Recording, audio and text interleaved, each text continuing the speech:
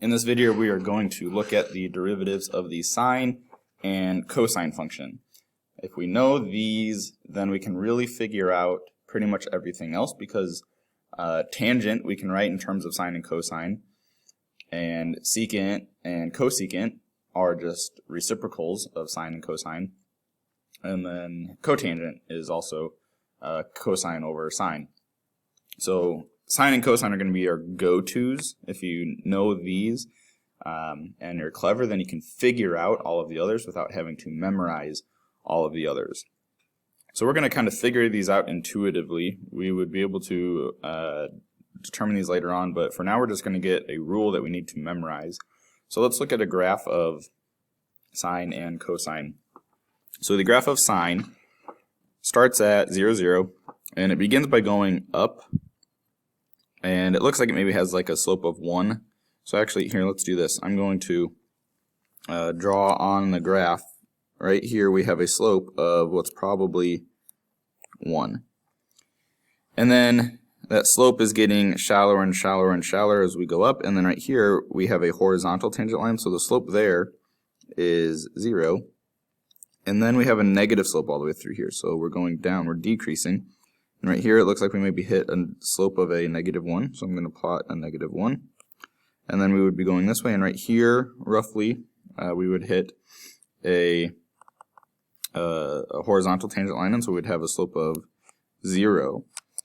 So if we draw our derivative, remember the derivative is a function, so we could sketch what that might look like. What function does that possibly look like? And if we were to keep that up on the other side,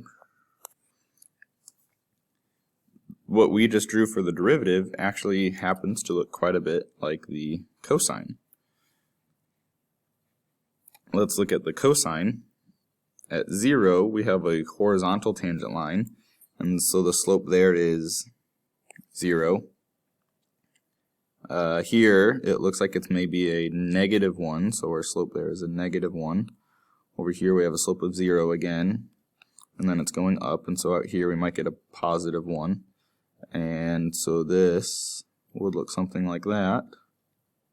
If we continued that on the other side, it would go around that way. And that kind of looks like the sine function, but flipped over, right? Instead of starting at 0, 0 and going up, it goes down and then comes back up.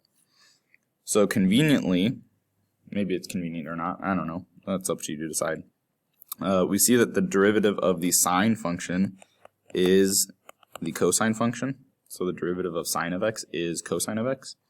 And the derivative of cosine of x is negative sine of x. So those are two that you will just need to memorize, sort of like with the two limits where we had sine of x over x with the limit going to 0, or the limit as x goes to 0 of 1 minus cosine x over x. We just had to memorize those.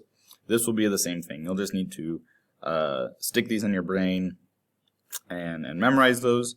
The only thing that really would likely throw you off is the SIGN sign, remembering which one is positive and which one is negative. But derivative of sine is cosine, derivative of cosine is negative sine.